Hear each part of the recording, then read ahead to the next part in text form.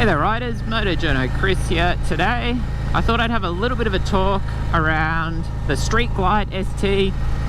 This is basically a first impression ride. I've spent the morning out and about on this bike and just getting a bit of a feel for it. It's a very different machine than what I'm personally used to.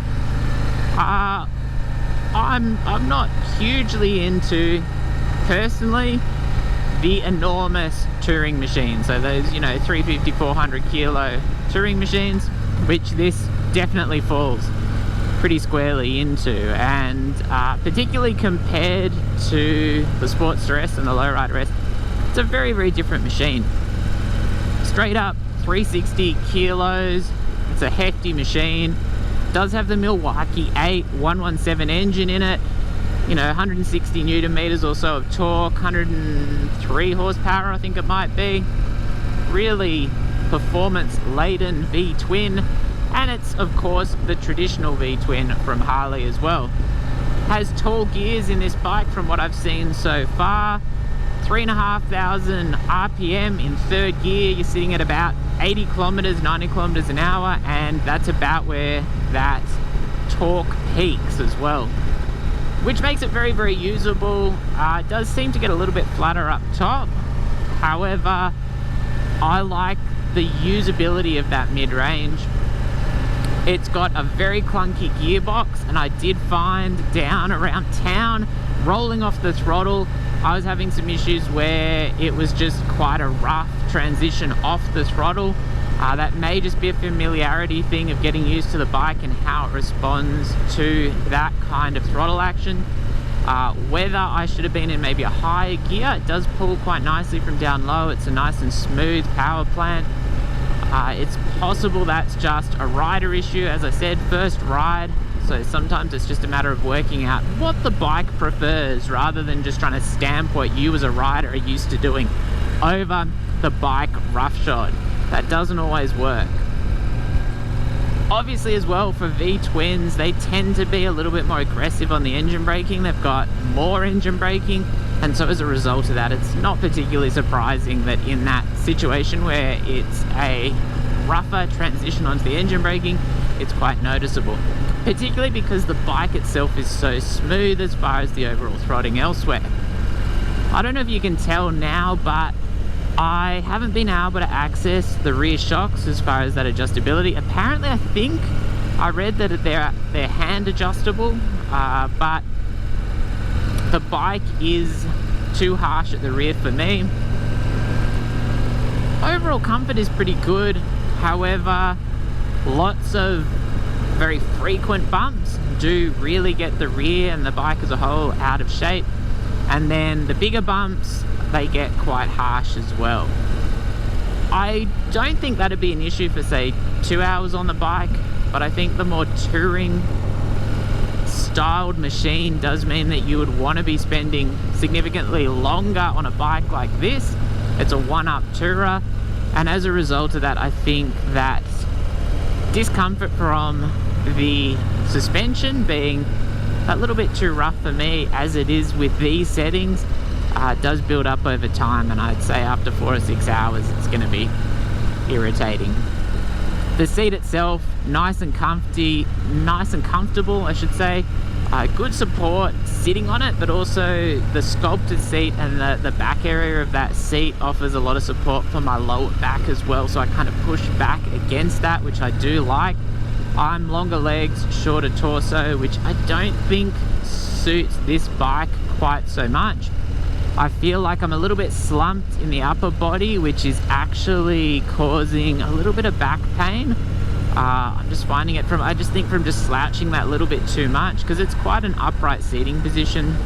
While the foot controls, those floorboards, I find I've got my feet too far back towards me on the floorboards, which isn't ideal. I'm kind of like in more the mid control as opposed to the forward controls with the floorboards that the bike actually is fitted with.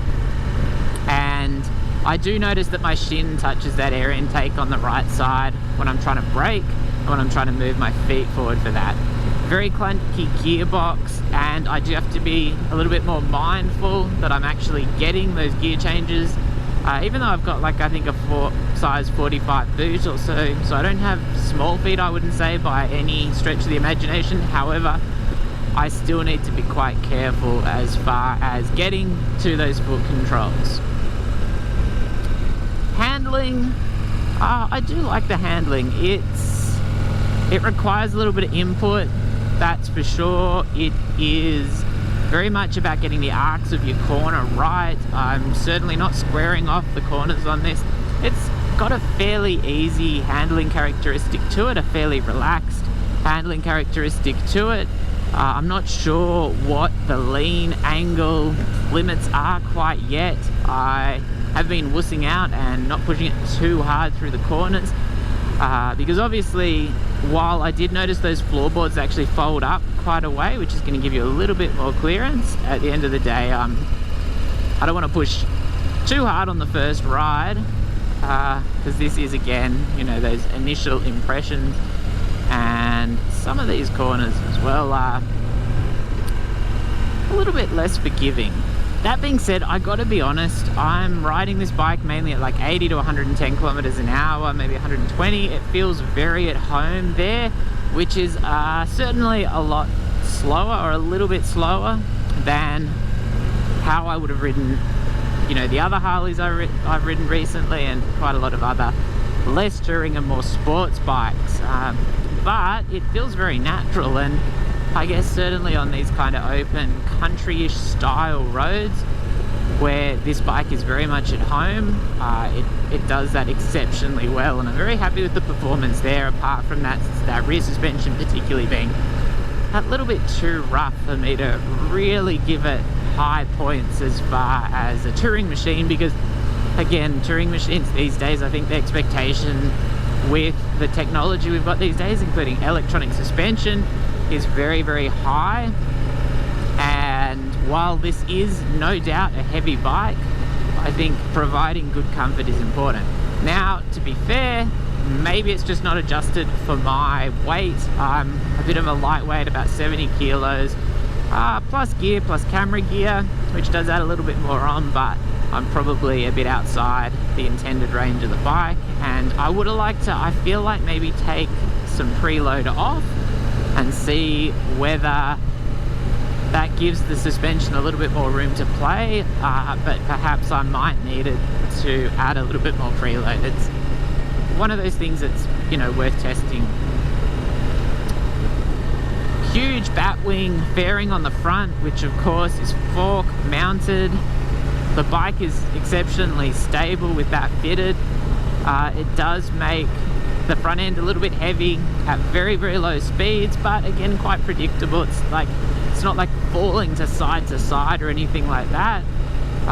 And of course, you've got every display known to man here. You've got a TFT, you have got 4 gauges with all your kind of traditional stuff, one of which is the voltage and one of which is the fuel. And then you've got a little digital display in that speedo as well, which has your trip meters and things like that. Navigation is built into that Boom GTS, I believe it is, system, and so you don't need to sync up your phone to be able to run the navigation. However, you do need to sync up your phone for voice controls. I don't really like to do that kind of stuff, and I can't run the music or the radio through that audio system while I'm recording, because obviously the copyright issues of having anyone's music in the background is a significant issue. I'll have a separate video just going through the dash for those who are interested in kind of that specific thing. Obviously quite tall handlebars, as you can probably see here, and which I did say I think contributes a little bit to this weird kind of little bit of back pain I'm getting on one side. And as you could also see there, I do need to be a little bit mindful with my cornering, because it's a very round corner. It's certainly not something that I want to be getting halfway through a corner and having to massively correct my corners. I want to be getting them right on the way in, because while the handling is, you know, quite neutral, quite easy, does require some input on the front, at the end of the day, it's no sports bike by any stretch of the imagination. And I mean, it has quite narrow wheels. It has I think a 130 by 90 front and a 180 by 55 rear on a 19 front, 18 rear. But the handling is, I guess you'd say, very intentional. Predictable, it's nice and stable. Obviously it weighs a lot, which helps there. But at the end of the day, it's not a super fast handler by any means, and not a super aggressive handling package either. 4-pot calipers, they're the Harley branded calipers on the front. There's a decent amount of power from those calipers, not much bite, and obviously linked brakes and cornering ABS backing that up. I guess I'd say there's like decent power. However, and I don't know, there's decent power, and again the modulation of that brake lever, both the brake levers, it's fairly progressive. It's just what you'd expect. However, being such a heavy bike, because it really is quite a heavy bike, there's a lot of bike to pull up, and not having a lot of bite is probably a smart idea, because you don't want to be breaking traction on a bike like this, even with ABS installed, really. At the end of the day, that would not be fun. It does have traction control as well. It hasn't come into play yet. We've had some quite slippery conditions with overnight rain, which has certainly meant that I haven't pushed anywhere hard as I perhaps would on like a sportier bike like I did on the Lowrider S and the Sportster S. But that kind of plays back to that handling. I'm not finding that there's enormous feedback or feel from the tires to me on this bike, but I'm not that familiar with these bikes either, so I may just be missing it. But as it stands, part of the reason I'm not pushing much harder really is because I don't feel like I'm getting enormous feel or feedback from the tires. The bike is doing everything I could ask of it very, very nicely. Again, it's predictable, handling nicely, if not perhaps as sportily as I would personally like, but it is a touring bike at the end of the day, and I can't, my criticisms have to be fair of the context of the type of bike it is. What else is there to mention? Obviously, I'm not really making use of that front fairing dash, except as the wind protection. I'm getting a little bit of buffeting over the top of the dash, and that little screen is right on my eye line for my height, again because I've got longer legs, shorter torso. Probably not doing me any favors here, but certainly not much of an issue really. I can just see over it if I kind of sit up a little bit straighter. I'm not sure what the GoPro footage is going to look like. Perhaps it's just going to all be batwing fairing with almost nothing else, but it is what it is when that happens. I can see through that dash quite easily, and if I like crouch down I can see through it quite well as well if I want to get right away from the wind. Decent wind protection for my upper body. My legs have been quite chilly today because there's quite a bit of wind on them, which is not surprising with the kind of forward foot controls and the floorboards. That just is what it is. Overall seating comfort seems quite good. I'm quite happy with that. The strain on my back, I don't know if it's just me slumped a little bit too much or I need to sit up straighter or what's going on there, but I certainly have noticed that. What else is there to mention as far as kind of the first impressions? I will mention that around town, when I just had, a foot down, I was being quite careful with the bike. It's a 710mm seat height, nice low seat height, fairly low center of gravity as well. But with one foot down and the bike fairly upright, I was kind of mindful that it's a lot of bike, and I most certainly wouldn't want to get past that tipping point and to have to try and pick it up. It has got the crash bars on it as well, but at the end of the day, I'd say it's fairly unusual that I'm actually mindful even on a big bike.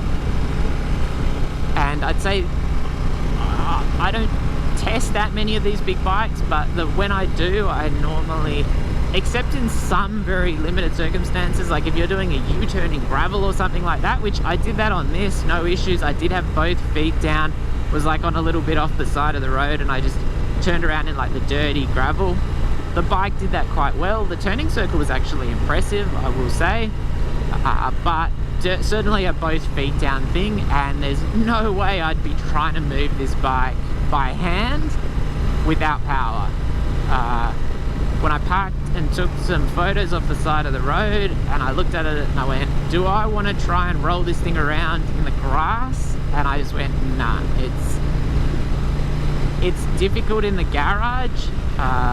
I would not want to do it in the grass as well. So picking your parking spot to make sure that you don't have to like manhandle the bike is certainly something that you want to do on this particular machine. Anyway, that's a very quick first impression. As you'll notice, it's, I would say, a bit of a mixed bag. I think the engine is a beautiful standout. The handling is good, but I guess as someone from a more sporty side of things, it's somewhat of a limiting factor, but I think that's probably, again, a bit of an unfair criticism simply because of the style of bike it is. I like to see a cool high-tech dash as well as the electronics as a backup system, particularly considering these are about 45 grand here in Australia on the road. And there's a lot of inclusions, but it's a fairly premium motorcycle at the end of the day. The bike looks beautiful, I will say. I really like that front end fairing, works well. Finish quality is really nice as well. Unfortunately, I picked up quite a bit of mud today riding. I'm not sure how.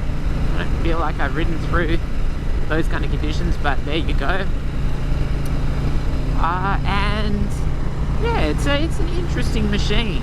Certainly something well outside, probably, I would say, what I'd look for in a touring bike. I'd like something a little bit sportier, but it's a really cool package, really. And I can understand, particularly if you're quite happy kind of running along at, you know, 80 up to 120, you know, maybe a little bit faster. This package will do that exceptionally well from what I've seen so far today, so it's hard to criticize it. Do keep missing those gear shifts though if I'm not really careful with my feet. And yeah, it's quite interesting. I'd say stick around, keep an eye out for my full review. I'll try and give a little bit more detail and kind of balance up my ideas. This is kind of a very random just chat about the bike sitting on it. Let me know what you think of the Street Glide ST with that enormous Milwaukee 118 engine in it. I'm interested to hear your thoughts as well. As always, stay safe out there. Thanks for watching, and I will be back soon.